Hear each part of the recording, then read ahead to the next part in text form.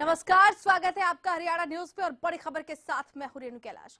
एक धोखे की शुरुआत हुई साल 1982 से। सूबे में उस वक्त कांग्रेस की सरकार थी। पूर्व मुख्यमंत्री बंसीलाल के हाथों में सूबे की कमान थी, लेकिन बंसीलाल से लेकर मनोहर लाल तक किसी को दोहला का दर्द नजर नहीं आया।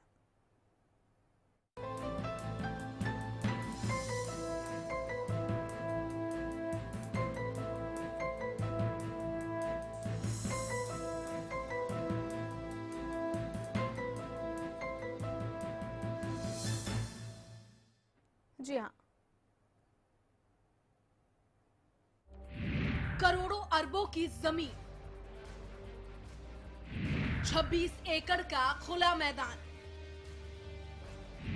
और 33 साल का धोखा। सूबे की साइबर सिटी से सटा सोहना और सोहना का गांव दोहला, जहां बीते 33 साल से हो रहा है धोखा। एक ऐसा फरेब जिसकी सुध ना तो सियासतदानों ने ली और ना सत्ताधारियों ने। लोगों की आवाज नकार खाने में तूती बनकर रह गई। साल 1982 सोहना के दोहला गांव में ग्रामीणों के साथ एक ऐसा फरेब हुआ है जिसकी कीमत बेशकीमती जमीन हर दिन बंजर होकर चुका रही है। एक सपना देखा था गांव में कॉलेज बनने का, ताकि उनके गांव के बच्चे भी इंजीनियर बने।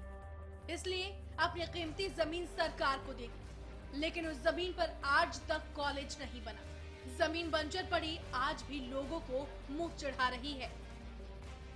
1982 से सन 2015 का वो लास्ट महीना दिसंबर अब चला हुआ है, जहां पे ना तो शिक्षा विभाग ने अभी तक कोई शिक्षण संस्थान बनाया है और ना ही किसी तरीका का कोई भी पॉइंट यहाँ पे बना के तैयार किया है। दोहला ने 33 साल पहले 1982 में 26 एकड़ जमीन एजुकेशनल इंस्टीट्यूशन बनाने के लिए दी थी।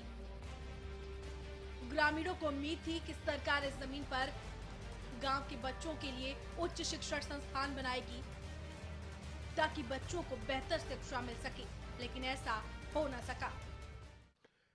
शिक्षा विभाग को हमारे गांव ने 1982 के अंदर ये जमीन दी। 207 कनाल जमीन इसका रकबा है, जिसके तकरीबन 26 एकड़ जमीन बन जाती है। और हमने जो है उसी दिन से आज तक लगातार हम जो कोई भी हमारे गांव की पंचायत आई, हमेशा प्रयास करती रही कि इसके जमीन के अंदर जो है कोई शिक्षा संस्थान अच्छा खोला जाए। कई सरकारें आई और कई चली भी गई, सत्ता बदली, सत्ताधारी बदले, लेकिन साइबर सिटी गुड़गांव से कुछ ही दूरी पर सटे दोहला का कष्ट किसी को नजर नहीं आया। हैरानी की बात यह है कि सरकार को तोहफे में दी गई 26 एकड़ उपजाऊ जमीन आज बंजर हो गई है। हमने अब भी ये चिट्ठी जो लिखी है सीएम विंडो को, इसके चिट्ठी रामविलास साहब को भी इसकी कॉपी भेजी है, सीएम साहब को भी उसमें भेजी है हमने बाई पोस्ट, लेकिन उनका तो कोई जवाब ही नहीं आया। सिर्फ जवाब यही आया है सीएम विंडो से, और उसमें भी एक नाउमेदी है। एक एक कर 33 साल गुजर गए। 1982 से लेकर अब साल 2015 भी जाने वाला है। गांव वालों ने सीएम विंडो पर भी गुहार लगाई। सीएम विंडो से जो जवाब मिला, उसने दोहला की बची उम्मीदों को भी मानो खत्म कर दिया। बीते 32 साल में अब तक इस जमीन पर कोई भी शिक्षण संस्थान बनाने की योजना नहीं बनाई गई। हालांकि शिक्षा विभाग ग्रामीणों की मांग पर संज्ञान ले सकता है। ये वो जवाब है जो सीएम विंडो से ग्रामीणों को मिला। तत्कालीन बंसीलाल सरकार को तोहफे में दी गई जमीन आज बीजेपी के राज में विकास की राह तक रही है। सवाल ये है कि आखिर 33 साल बाद भी तोहफे और तोहफे की कीमत सरकारों को याद क्यों नहीं आई? आखिर क्यों शिक्षा का दावा करने वाली सरकारें आज तक दोहला और दोहला की जरूरतों को लेकर गंभीर क्यों न हो सकी? Bureau report, Haryana news. जी हाँ, एक तरफ जब उच्च शिक्षण संस्थानों की बात की जाती है तो सरकारों की तरफ से, प्रशासन की तरफ से एक सीधा सा जवाब ये आता है कि अब पहले जमीन देखी जाएगी, सही जगह का चयन किया जाएगा, लेकिन यहाँ पर तो ग्रामीणों ने खुद अपनी जमीन सीधे सरकार को तोहफे के रूप में दी कि आसपास के गांव भी इससे लाभान्वित हो सके और उस गांव के बच्चे भी। लेकिन हैरानी की बात यह है कि वो जमीन आज रास्ता देखते देखते बंजर हो चुकी है और अभी तक उसकी सुध किसी ने नहीं ली है। इसके तमाम पहलुओं पर चर्चा करने के लिए खास मेहमान हमारे साथ स्टूडियो में मौजूद हैं। हमारे साथ मौजूद हैं वरिष्ठ शिक्षाविद ओपी सहरावत जी। सहरावत साहब नमस्कार। नमस्कार। मामला आपने पूरा देखा और जैसा कि मैंने शुरुआत में ही कहा कि जब शिक्षण संस्थान बनाने की बात होती है तो जमीन नहीं मिल पाती है, या कई बार ऐसा होता है कि मुआवजा लेकर किसानों की और लोगों की जमीनें ली जाती है। लेकिन यहाँ पर लोगों ने एक सपना देखा और उस सपने को आज तक कोई भी सरकार हकीकत में नहीं बदल पाई। आखिर ऐसा क्यों?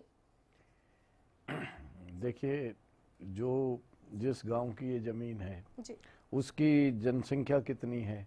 मान लो उसकी जनसंख्या बहुत कम हो तो छोटा स्कूल के लायक की फीडिंग हो, फीडिंग के लिए जो कितनी दूर जो तहसील का स्टेशन है उसमें जनसंख्या कितनी है, मान लो 5,000, 7,000, 10,000 है। फिर वहाँ से जिले का मतलब कितनी दूर है। तो ये सब पहलू देखे जाते हैं। लेकिन बात क्या है, अगर हमारे कई इंस्टीट्यूशन ऐसे होते हैं जिसके लिए जमीन मिल ही नहीं पाती है, हम किसी कीमत पर खोजें, कहीं भी खोजें, बहुत दूर दूर तक निगाह दौड़ाएं तो जमीन नहीं हो पाती है।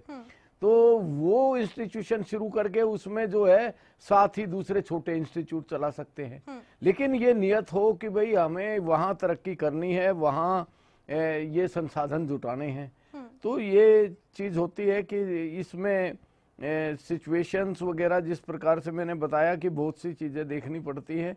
और वो गांव के लोग जहां बिल्कुल शिक्षा के नाम पे जीरो हो, 2 बच्चे भी उनको फीडिंग के ना मिले, स्कूल बंद कराए जा रहे हैं, 19 स्कूल पीछे मेवात में बंद हुए हैं जिसमें 2-2 स्टूडेंट भी नहीं मिले। तो ऐसी जगह में कॉलेज या हाई इंस्टीट्यूशन कैसे चलाया जा सकता है, ये सोचने की बात है। लेकिन फिर भी और कहीं से स्टूडेंट ट्रांसफर करके, जैसे कोई ट्रेनिंग कैंप्स हैं, ट्रेनिंग के हैं, जेबीटी है, दूसरे सेंटर्स हैं, या आजकल ये चले हुए हैं जो इसको मतलब करती हैं, लेडीज चलाती हैं, तो वो संस्थान के जो नौकरी भी दिला सकते हैं। HSIDC वहाँ नजदीक है, तो वहाँ के ट्रेनिंग सेंटर कुछ खोल के जमीन नहीं होती तो कर्मचारियों को का यूटिलाइजेशन किया जा सकता है। बिल्कुल। सहरावत साहब लौटेंगे आपके पास। इस वक्त हमारे साथ बीजेपी प्रवक्ता professor Birendra Singh Chauhan phone line पर जुड़ चुके हैं। चौहान साहब नमस्कार। जी नमस्कार। सोहना से सटा एक गांव है दोहला, जहां पर बंसीलाल जी को वहां के ग्रामीणों ने तोहफे में 26 एकड़ की जमीन दी थी और उनसे ये गुजारिश की थी यहाँ पर एक इंजीनियरिंग कॉलेज बनाया जाए। तब से लेकर अब तक की सरकारों ने उसकी सुध नहीं ली है और अब बीजेपी की सरकार से वहां के लोग ये उम्मीद लगाए बैठे हैं। हालांकि सीएम विंडो पर भी उन लोगों ने इस बात को कहा, लेकिन सीएम विंडो पर भी जो बात सामने आई वो बहुत संतोषजनक नहीं कही जा सकती। जवाब ये आया कि अभी ऐसी कोई मंशा नहीं है वहां पर। हाँ, अगर शिक्षा विभाग चाहे तो कुछ हो सकता है। तो क्या हम उम्मीद करें कि वहां के जो बाशिंदे इतने लंबे समय से, तकरीबन 33 साल से जो सपना देख रहे हैं, उसको साकार करने में बीजेपी सरकार मदद करेगी? देखिए, जहां तक पूर्व की सरकारों में वो काम नहीं हुआ, क्यों नहीं हुआ, उस पर जाए बगैर जी, वर्तमान सरकार की जहां तक बात है उसकी नीति के आधार पर मैं एक बात कह सकता हूँ जी, कि जहां जहां राज्य में कॉलेजेस की आवश्यकता है, कहीं पर महिला महाविद्यालय की आवश्यकता है या कॉलेज खोले जाने की आवश्यकता है, उसकी एक प्रॉपर मैपिंग करवाई है राज्य सरकार ने जी, पूरे प्रदेश में कहाँ कॉलेज की जरूरत जी। पूर्व में ये होता रहा कि कई स्थानों पर एक से जहां आवश्यकता नहीं थी वहां कॉलेज खोल दिए गए और कुछ जिले ऐसे थे जहां कॉलेज यूनिवर्सिटीज खुली ही नहीं। तो वैसा असंतुलन न रहे वो असंतुलन न हो, इसका प्रयास मौजूदा सरकार कर रही है जी। अब उस प्रक्रिया में अगर इस स्थान पर कॉलेज खुलने की आवश्यकता उस क्षेत्र की जरूरतों के हिसाब से होगी तो मैं समझता हूँ राज्य सरकार उस दिशा में कदम उठाएगी जी। चलिए, बात इस भूमि के उपयोग की जी, तो केवल इंजीनियरिंग कॉलेजेस की संख्या आपको ध्यान होगा जी, जी, कि प्रदेश में अभी हाल इंजीनियरिंग कॉलेजेस की निजी और सरकारी मिलाकर के स्थिति ये है जी, कि इंजीनियरिंग कॉलेज की हजारों सीटें खाली रह जाती हैं, भर्ती ही नहीं, दाखिले ही नहीं होते। तो केवल ग्रामीणों ने कहा और उस आधार पर एक कॉलेज खोल दिया जाए और उसमें फिर दाखिले लेने के लिए विद्यार्थी भी ना आए, निवेश भी हो जाए और उपयोग ना हो, ऐसी स्थिति नहीं होनी चाहिए। हाँ, एक बात निश्चित रूप से करनी चाहिए राज्य सरकार से, हम लोग पार्टी की तरफ से भी कहेंगे उस बात को कि वो भूमि ग्रामीणों ने जो सरकार को दी शैक्षणिक संस्थान के लिए, उस इलाके की आवश्यकता के अनुसार किसी न किसी प्रकार का शिक्षण संस्थान चलिए, कोई जरूर उम्मीद करते हैं चौहान साहब की ये मसला आप उठाएंगे। बहुत बहुत शुक्रिया आपका। इस वक्त हमारे साथ सूरजपाल अम्मू फोन लाइन पर जुड़ चुके हैं बीजेपी की तरफ से। सूरजपाल जी नमस्कार। सूरजपाल जी, अब तक आवाज पहुंच रही है क्या? थोड़ा कम आ रही है, तेज बोलना प्लीज। सूरजपाल जी, सोहना के पास सटा हुआ एक गांव है दोहला, जहां पर 26 एकड़ की जमीन बंसीलाल सरकार को तोहफे में वहां के ग्रामीणों ने दी थी और ये उम्मीद जताई थी कि वहां पर एक उच्च शिक्षण संस्थान खोला जाएगा, लेकिन तब से लेकर अब तक उसकी ना तो किसी ने सुध ली है, ना वहां पर किसी भी तरीके का कोई काम हुआ है, ना ही उस जमीन का कोई यूटिलाइजेशन हो रहा है, वो बंजर पड़ी हुई है। क्या आपके संज्ञान में ये मामला है? मुझे मालूम है, क्योंकि दौला मेरा अपना ही गांव है जी, और वहां पर जिस प्रकार से बात जो सामने आई है, निश्चित तौर पर मुझे याद है जब बंसीलाल जी के साथ भारतीय जनता पार्टी का अलायंस था, उस समय ये विषय गांव के लोगों ने, पंचायत ने सरकार के सामने, उस समय बंसीलाल जी के सामने रखा था जी। और बड़े आश्चर्य की बात है कि इतने दिनों से, इतने सालों में जो भी पिछली में मामला नहीं उठाया जी, परंतु मेरा ये मानना है कि जल्द दिया जाएगा और मैं गांव के लोगों से, सरपंच से और वहाँ के लोगों से मिलकर इस मुद्दे को माननीय मुख्यमंत्री जी के सामने और सरकार के सामने रखने का ये काम करने वाला जी। सूरजपाल जी, ये अच्छी बात है कि आपने इस मामले को संज्ञान में लिया है और आपको इस बात की जानकारी भी है, लेकिन अगर किसी वजह से ये मानकों पर खरा नहीं उतरता है कि जितनी आबादी होनी चाहिए, अगर वहां पर शिक्षण संस्थान नहीं खुलते हैं, 33 सालों से बंजर पड़ी हुई है, अगर शिक्षण संस्थान के रूप में इसका उपयोग नहीं हो पाता है, तो सरकार के पास या आप लोगों के पास और क्या विकल्प बचेंगे कि इस जमीन का और ज्यादा उपयोग हो सके? मुझे जहाँ तक, क्योंकि ग्राम पंचायत की जमीन है जी, और मैं स्वयं मौके पर उस जमीन को देखा है मैंने जी, और निश्चित तौर पर यहाँ पर बच्चों के लिए कोई भी संस्था या स्टेडियम या इंजीनियरिंग कॉलेज खुलता है तो निश्चित तौर पे यहाँ पर होना चाहिए, यहाँ आवश्यकता है। लेकिन सोहना के अंदर जिस प्रकार, चलिए, लगता है कि हमारा संपर्क जो है वो टूट गया, लेकिन कांग्रेस की तरफ से कृष्णमूर्ति हुड्डा इस वक्त हमारे साथ फोन लाइन पर जुड़ चुके हैं। हुड्डा साहब नमस्कार। नमस्कार। हुड्डा साहब, सोहना से सटा एक गांव है दोहला, जहां पर बंसीलाल की सरकार से लेकर अब तक 26 एकड़ की जमीन में कोई उच्च शिक्षण संस्थान बन नहीं पाया, तोहफे में वहां के ग्रामीणों ने दी थी, लेकिन तब से लेकर तमाम सरकारें आई गई, आपकी पार्टी की भी सरकार रही, वो भी चली गई, किसी ने सुध नहीं ली। एक तरफ ऐसा होता है कि सरकार शिक्षा का हब बनाने की बात करती है, आपकी सरकार में भी नंबर 1 बनाने के दावे किए गए, लेकिन ऐसा होता हुआ कुछ दिखाई नहीं दिया।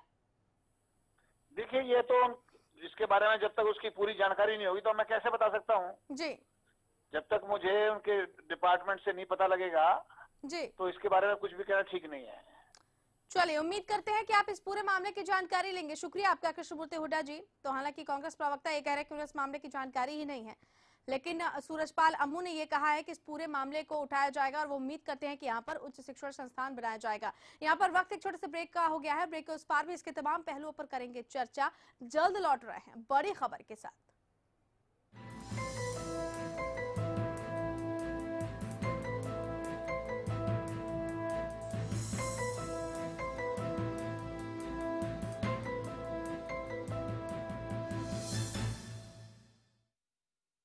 हरियाणा फ्रेश शुद्ध घी का नाम बड़ा, शुद्धता की कसौटी पर खरा, घर के घी जैसा स्वाद मन भाए, जो भी खाए तंदुरुस्ती पाए। हरियाणा फ्रेश एगबाग शुद्ध घी, स्वाद घर के घी जैसा। हरियाणा फ्रेश शुद्ध घी। बेटी बचाओ बेटी पढ़ाओ, वो तारीख थी 21 जनवरी, फिर हर तारीख पर उसे मारा गया, हर तारीख पर रैली निकली, हर रैली का रंग फरेबी निकला, मौत से शुरू उसकी दर्दनाक कहानी। उसकी चीखें और आंकड़ों की जुबानी। रात 8 बजे मुद्दा, कलंक नहीं मिटाया तो, नवजोत सिद्धू के साथ। सरकारी नौकरी मिलती नहीं या आप लेते नहीं, बेरोजगार रहने के 2 कारण हैं। या तो आप कोशिश नहीं कर रहे या आपकी दिशा गलत है।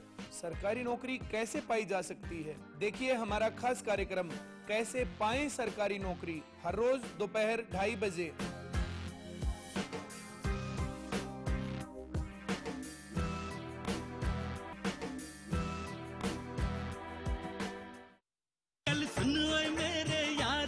एक्सीएल हम सबका प्यारा, एक्सीएल का हर एक वार गुल्ली डंडे पर सबसे असरदार।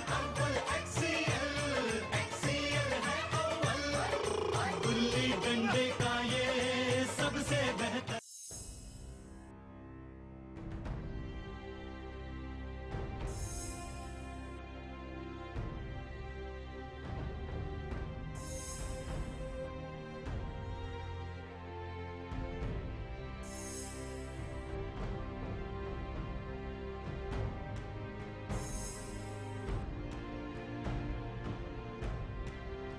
चल मैं निकल रहा हूँ। ओके। और ये तेरे लिए। ये किस खुशी में? एक तो आज तेरा मैच है और अरोरा अंकल के घर में भी तो। बाय। आपकी जरूरतों को वही समझते हैं जिनके लिए स्पेशल हैं आप, जैसे dish TV only for you. 9905 9905 पर आज ही कॉल करें और पाएं ऑफर्स जो है खास आपके लिए, क्योंकि स्पेशल हैं आप। जय गोगा जी हेयर ऑयल, गंजेपन में दोबारा बाल उगाएं, बालों का झड़ना रोकें। मेरा नाम अजय कुमार है, मैं गुड़गांव का रहने वाला हूँ। मैं झड़ते बालों से बहुत परेशान था। तकरीबन 1 महीने से गोगा जी का हेयर ऑयल इस्तेमाल कर रहा हूँ, मैं काफी खुश हूँ। बालों को लंबा और घना करें तो अपनाएं जय गोगा जी हेयर ऑयल।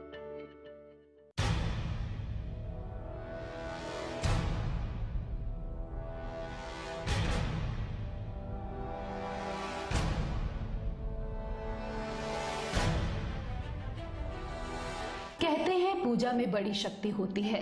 हम किसी भी शक्ति की आराधना करते हैं तो ये शक्ति अपने भक्तजन की आराधना से खुश होकर साकार या निराकार रूप में हमें आशीर्वाद प्रदान करती है। लालवट तेल, एक ऐसा तेल जिसका दिया जलाकर आप ब्रह्मांड की अनंत शक्तियों से आशीर्वाद प्राप्त कर सकते हैं। हम आपको एक जानकारी अवश्य देना चाहेंगे कि आप पूजा में असली लालवट तेल ही प्रयोग करें। लालवट तेल खरीदने से पहले लालवट तेल की पैकिंग ध्यान पूर्वक देख लें।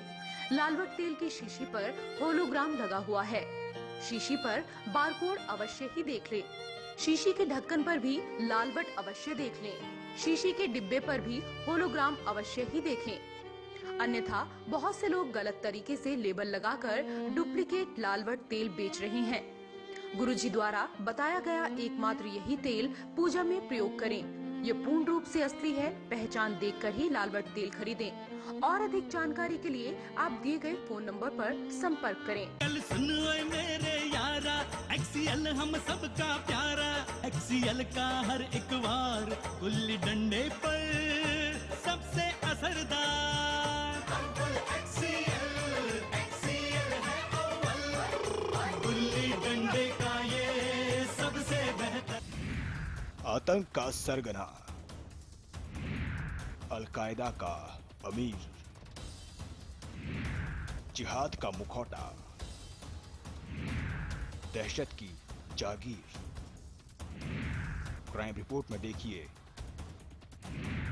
जवाब हम देंगे।